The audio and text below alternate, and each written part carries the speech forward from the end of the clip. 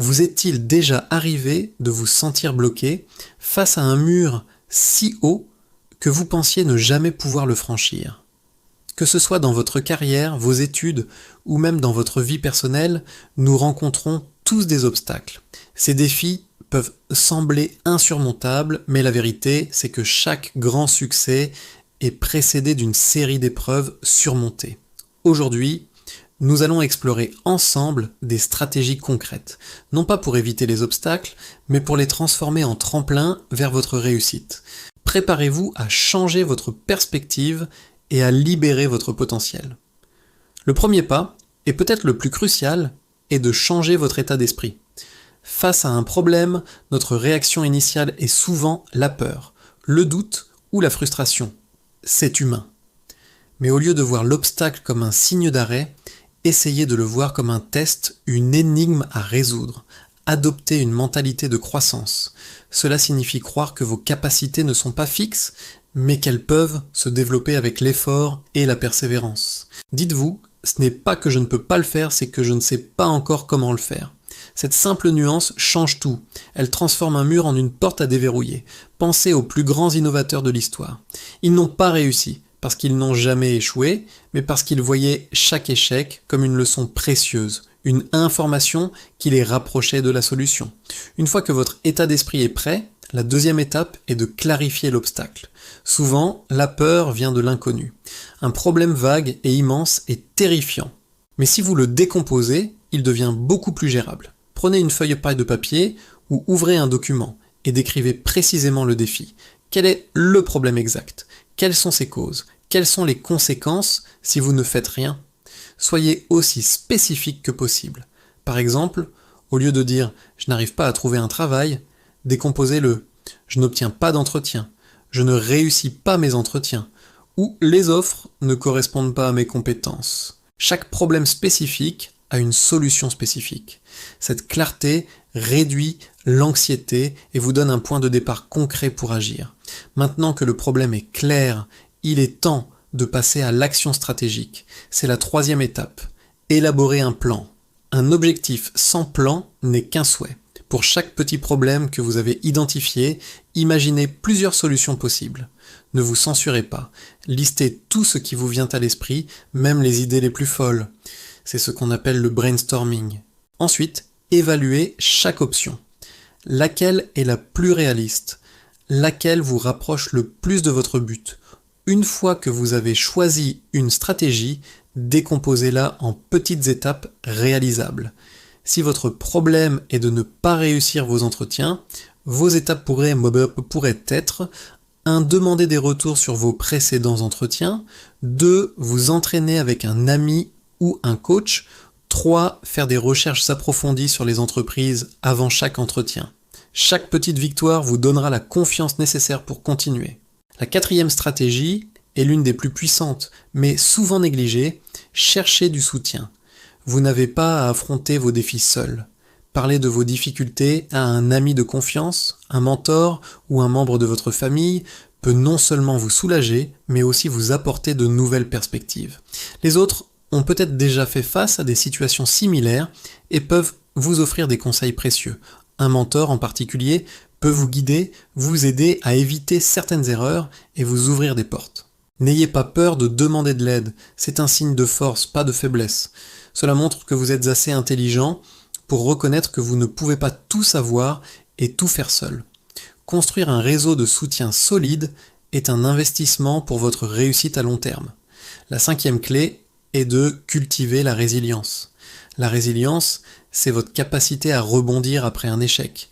Et soyons clairs, vous allez rencontrer des échecs. Votre premier plan ne fonctionnera peut-être pas. Vous ferez des erreurs, c'est inévitable. La différence entre ceux qui réussissent et ceux qui abandonnent réside dans leur réaction face à cet échec. Au lieu de vous dire « j'ai échoué, je suis nul », dites-vous « cette approche n'a pas fonctionné, quelle autre approche puis-je essayer ?» Apprenez de chaque revers, analysez ce qui n'a pas marché et ajustez votre stratégie. La résilience se nourrit aussi en prenant soin de soi. Assurez-vous de bien dormir, de bien manger et de faire de l'exercice. Un esprit et un corps sains sont bien mieux équipés pour faire face au stress et à l'adversité. Ensuite, la 6e stratégie, restez flexible et adaptable. Le monde change constamment et votre plan doit pouvoir changer avec lui. Parfois, l'obstacle n'est pas quelque chose que vous pouvez simplement franchir, il vous oblige à changer de direction.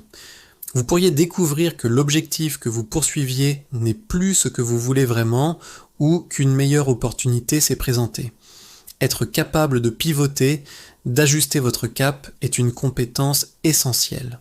S'accrocher aveuglément à un plan initial malgré les signaux qui indiquent qu'il ne fonctionne plus est une recette pour l'épuisement et la frustration.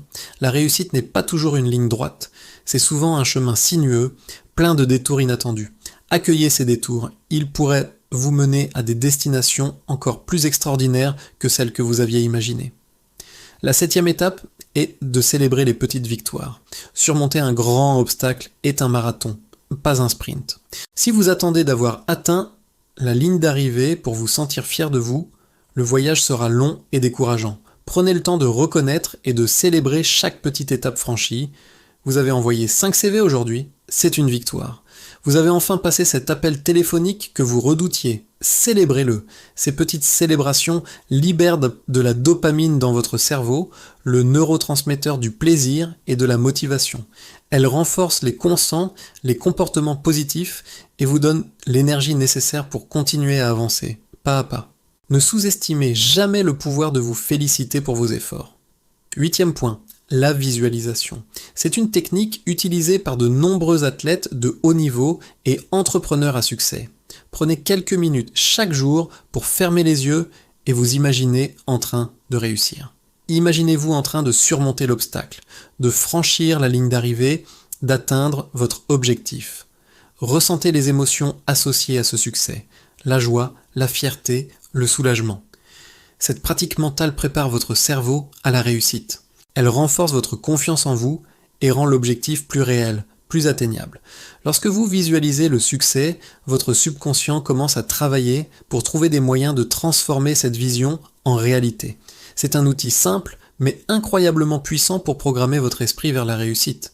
La 9e stratégie est de rester concentré sur le pourquoi. Pourquoi cet objectif est-il si important pour vous? Quelle est la motivation profonde qui vous anime? Quand les choses deviennent difficiles, quand le doute s'installe, c'est votre pourquoi qui sera votre encre. Écrivez-le, affichez-le quelque part, où vous pouvez le voir tous les jours. Est-ce pour offrir une vie meilleure à votre famille, pour réaliser un rêve d'enfant, pour avoir un impact positif sur le monde? Votre pourquoi est votre carburant. C'est lui qui vous donnera la force de vous relever après une chute, de persévérer quand vous avez envie de tout laisser tomber. Un pourquoi puissant peut vous faire surmonter presque n'importe quel comment. Enfin, la 10e et dernière stratégie, agissez. Toutes les stratégies, toutes les théories du monde ne valent rien sans action. La peur peut nous paralyser, nous faire trop réfléchir, attendre le moment parfait, mais le moment parfait n'existe pas. Le seul moment que vous avez, c'est maintenant. Faites le premier pas, même s'il est minuscule. L'action crée l'élan. L'action dissipe la peur. Souvent, la chose la plus difficile est de commencer. Une fois que vous êtes en mouvement, il est beaucoup plus facile de continuer. N'attendez pas d'avoir toutes les réponses. Lancez-vous, apprenez en chemin, ajustez votre trajectoire et continuez d'avancer. En résumé, les obstacles ne sont pas des murs, ce sont des marches. Chaque défi que vous surmontez vous rend plus fort, plus sage et plus compétent. Adoptez une mentalité de croissance, clarifiez le problème, élaborez un plan, cherchez du soutien, cultivez votre résilience, restez flexible, célébrez vos progrès, visualisez votre succès, souvenez-vous de votre pourquoi et surtout passez à l'action. Vous avez en vous tout ce qu'il faut pour surmonter n'importe quel obstacle et réaliser vos rêves les plus ambitieux. Le chemin ne sera pas toujours facile, mais il en vaudra la peine. Merci d'avoir regardé cette vidéo. Si ces conseils vous ont inspiré, n'hésitez pas à laisser un j'aime et à partager vos propres stratégies pour surmonter les obstacles dans les commentaires. Abonnez-vous pour ne pas manquer nos prochaines vidéos sur le développement personnel et la réussite. Rappelez-vous, votre plus grand obstacle, c'est souvent vous-même. Mais vous êtes aussi votre plus grande force. À très bientôt.